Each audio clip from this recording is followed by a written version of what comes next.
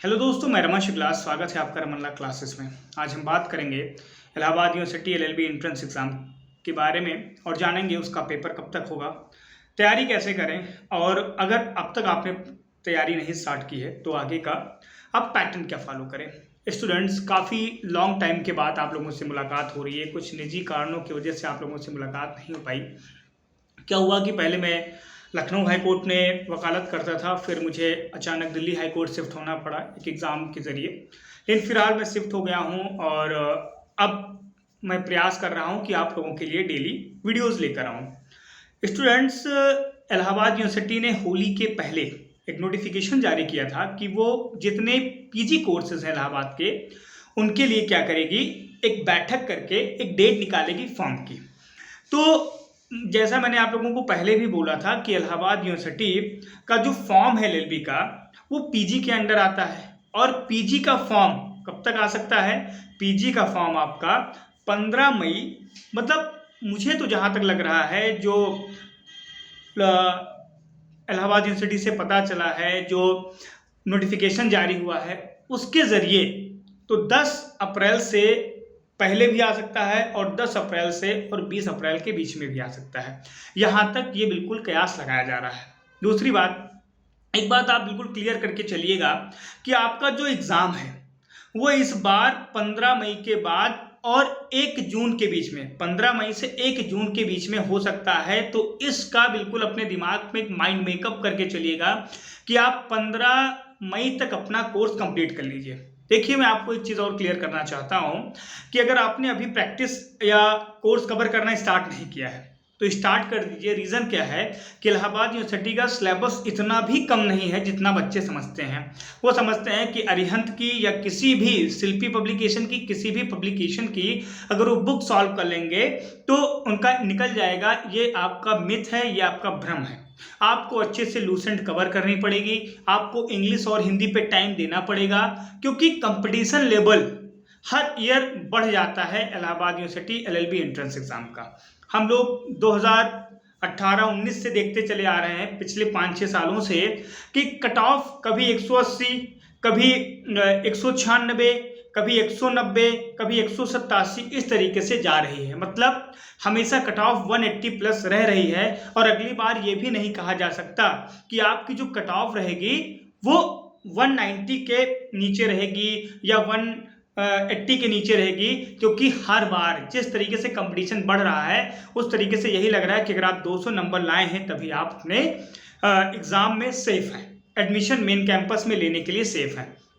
तो अपनी तैयारी स्टार्ट कर दीजिए। देखिए, जिन बच्चों को सिलेबस पैटर्न नहीं पता है, मैं बता देता हूं। वैसे मैंने अपने बहुत सारे प्रीवियस वीडियोस में, प्रीवियस ईयर वीडियोस में मैंने बताया है पेपर पैटर्न क्या है, निगेटिव मार्किंग है या नहीं है। लेकिन आज मैं इस वीडियो में कुछ बातों को फिर से क्लियर किए दे रहा हूं। सबसे पहले तो आप ये जान लीजिए कि पेपर पैटर्न क्या है।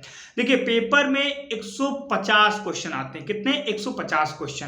कितने नंबर के? 300 नंबर के। मतलब एक क्वेश्चन 2 नंबर का होता है। स्टूडेंट्स, आप ये भी जानिए कि इस एग्जाम में कोई भी निगेटिव मार्किंग नहीं अब तक। अब नोटिफिकेशन जारी हो, उसमें क्या बदलाव हो ये मुझे नहीं पता, लेकिन अब तक कोई भी निगेटिव मार्किंग नहीं है। बहुत सारे बच्चे पूछ रहे थे कि सर एग्जाम को फिर से डिटेल में बता दीजिए, एग्जाम पैटर्न को।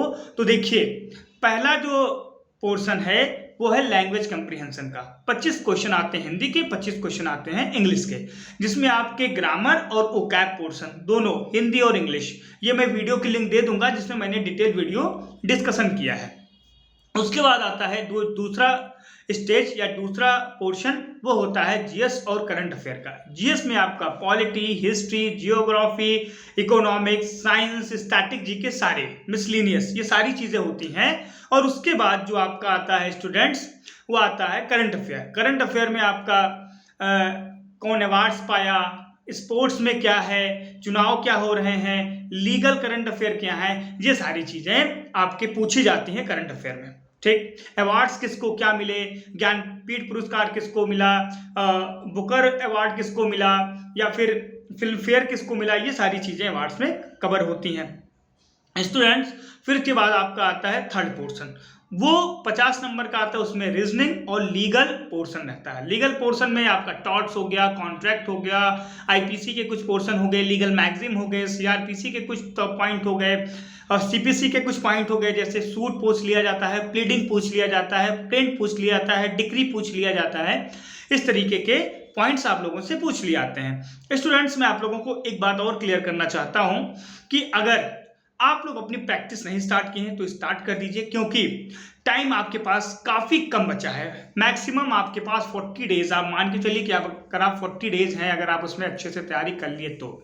एक बात मैं और आप लोगों को क्लियर कर दूं कि बुक्स के बारे में कुछ बच्चे पूछ रहे थे और मेरे कोर्स के बारे में। देखिए, मैं नवंबर से अपना कोर्स चला रहा हूं, 2 नवंबर से मेरा कोर्स आया था और बहुत बच्चे उसमें ज्वाइन भी हुए। अब बेटा मैंने कोर्स बंद कर दिए हैं। अब मैं कोर्स एडमिशन नहीं लेता और जो बच्चे हैं उन्हीं को सिर्फ पढ़ा रहा हूँ, क्योंकि जो मेरा कोर्स है वो 30 अप्रैल को ख़त्म हो जाएगा। अगर बच्चों को लगता है, कुछ बच्चे ऐसे कहते हैं कि सर हम क्रैश कोर्स ज्वाइन करेंगे, तो उसकी फीस 300 है, जिसके 40 दिन का क्रैश कोर्स है, आप ज्वाइन कर सकते हैं। बट उसमें आपका पूरा पोर्शन कवर होगा, इसकी मैं जिम्मेदारी नहीं लेता। GS portion, legal portion cover कराने की जिम्मेदारी मैं ले सकता हूँ।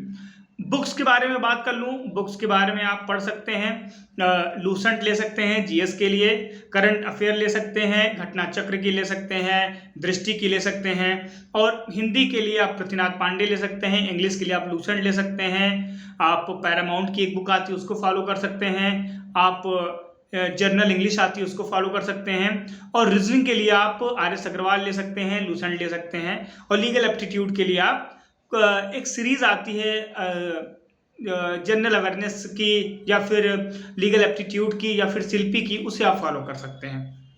स्टूडेंट्स, मैंने प्रयास किया कि इस वीडियो में आपको सारी चीज़ें क्लियर करता चलूं, और फिर मैं बता दूं कि जो आपके फॉर्म हैं वो 10 अप्रैल से और 20 अप्रैल के बीच में आ जाएंगे। बिल्कुल क्लियर करके चलिए।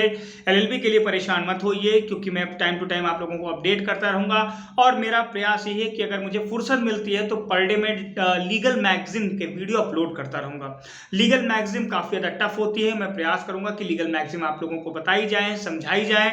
स्टूडेंट्स, कुछ चीज़ें और हैं जो मैं वीडियो के जरिए, आने वाली वीडियो के जरिए आपको बताया करूंगा, क्लियर करता रहूंगा।